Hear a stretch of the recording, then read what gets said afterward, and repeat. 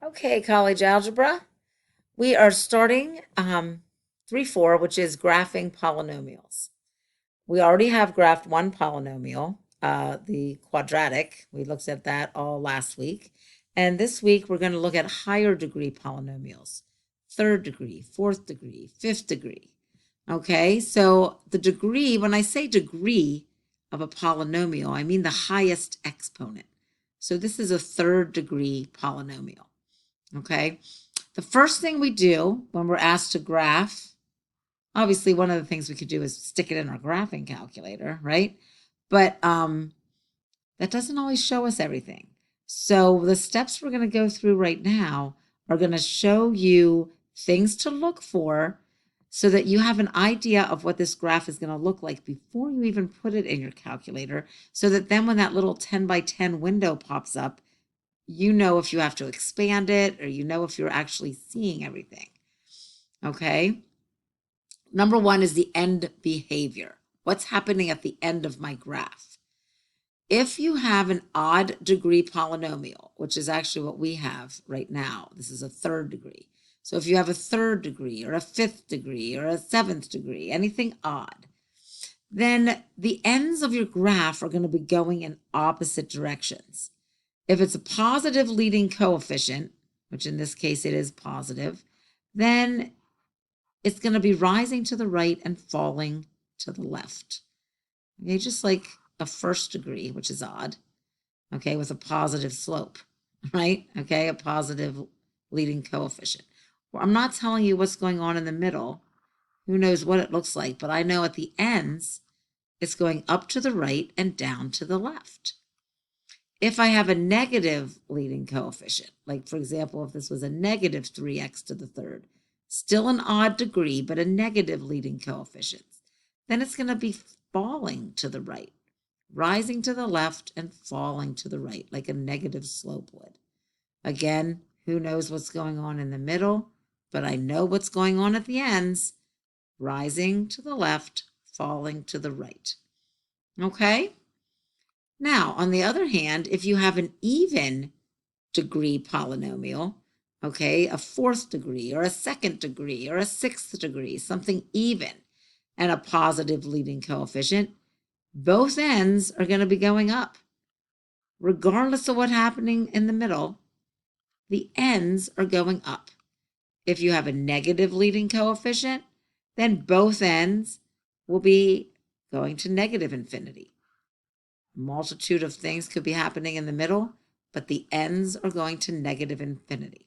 Okay, positive leading coefficient going towards positive infinity, both ends. Negative leading coefficient going to negative infinity, both ends.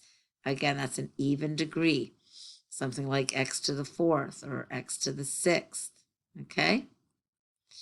Oh, sorry. All right. So here's the leading coefficient test. Okay. Again, it's kind of the same thing I had on the front, but in a nicer way. As x increases or decreases, the graph of a polynomial function eventually rises or falls.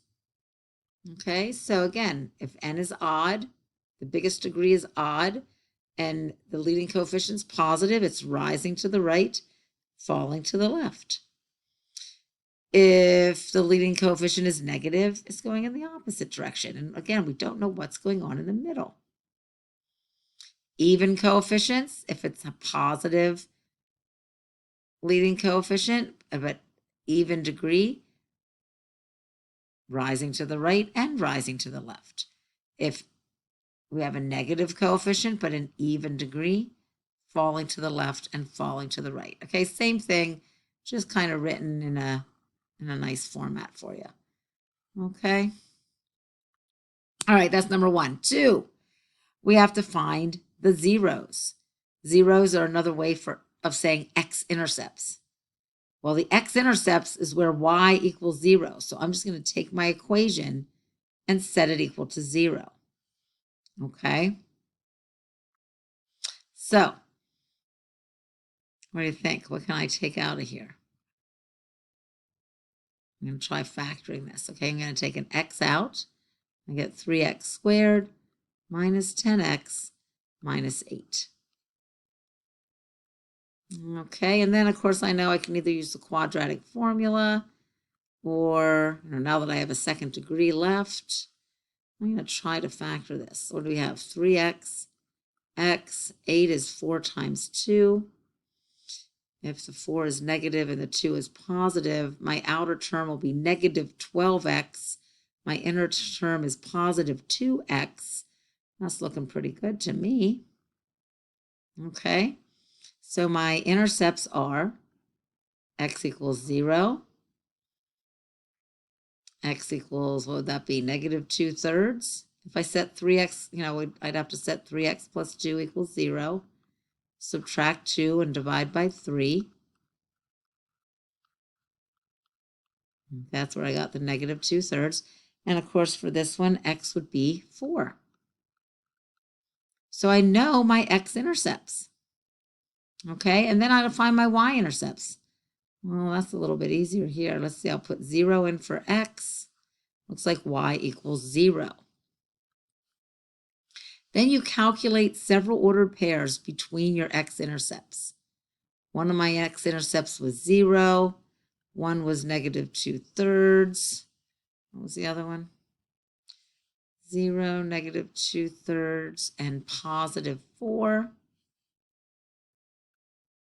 Okay, so maybe I'll see what, I'll put 1 in, 0, I'll put maybe negative 1, that goes before 0, maybe negative a half. And to find those out, I actually put those in to my equation. I put 0 in, I get 0. I put negative 1 in, I get negative 5. I put negative 2/3 in. Oh, I'm going to need my calculator. Well, I won't need my calculator for negative 2/3. I know that's 0. These were my x-intercepts. I already know what I get for that. It's 0.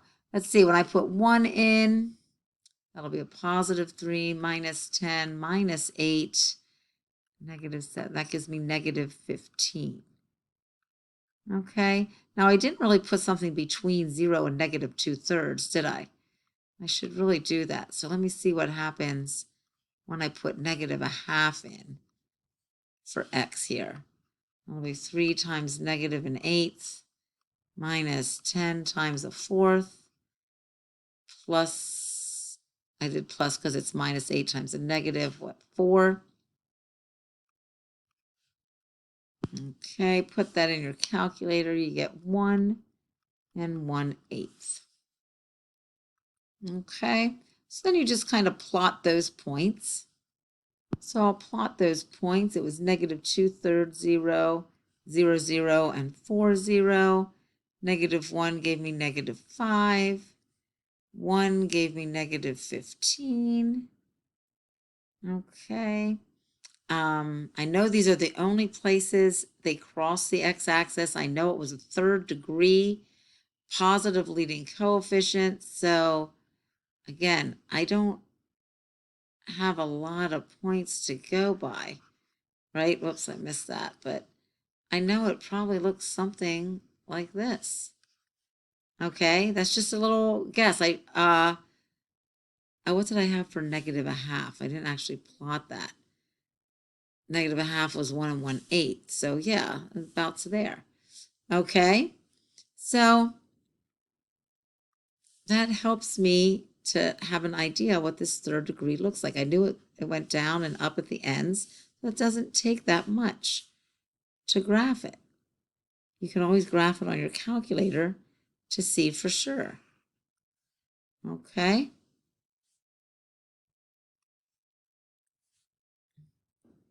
Okay, so let's graph it on the calculator.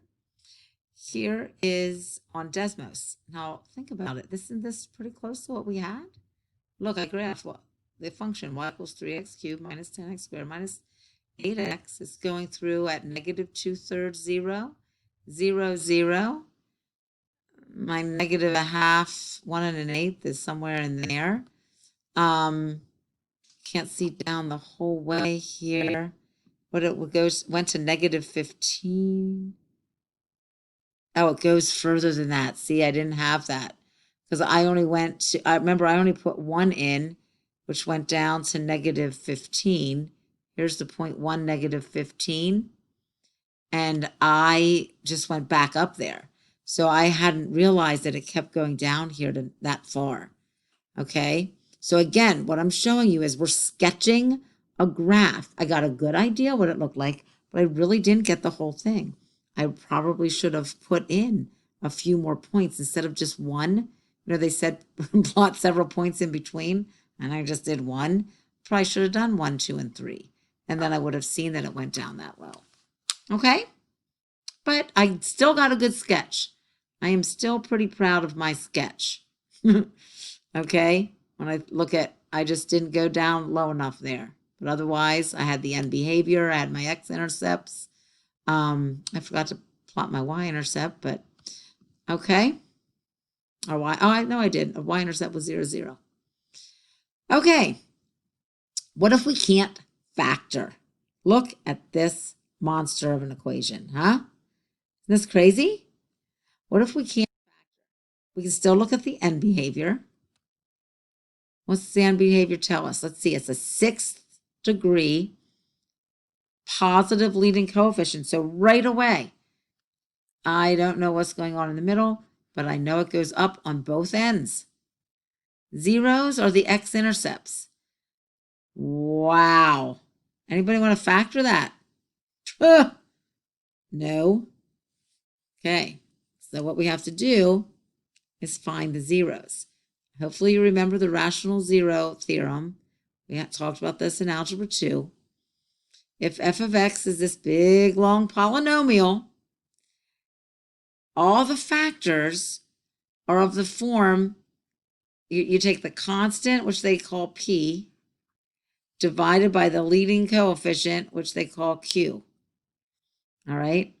And they'd write all the factors of p divided by all the factors of q. Those are all the possibilities of factors of my big, long polynomial. They're the possibilities.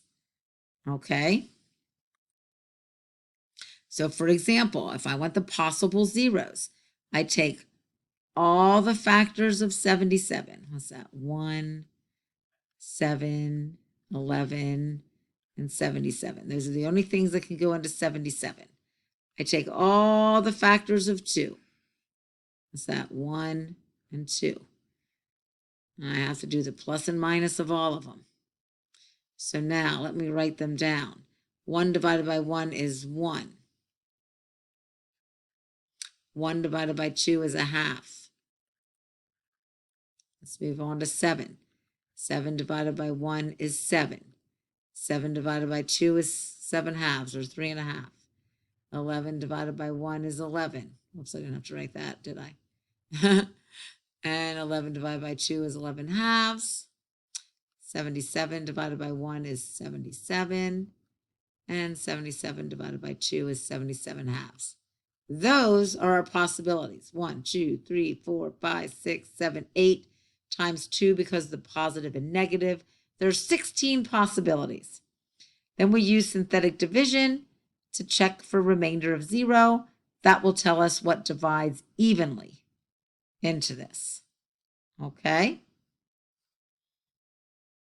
I'm going to let you set this up and try it until the next video starts, okay? I take all my coefficients, 2, -9, -23, 54, 52, 63, and 77. I usually just start with 1 and see what happens. You bring the 2 down. 2 times 1 is 2. We add -9 and 2. That's -7. Times 1's -7. Add those together. Times 1's -30. Add those together. Times 1's 24. Add those together. Times 1's 76. Add those together. Yeah, this is not going to be 0. Nope, 1's not a factor.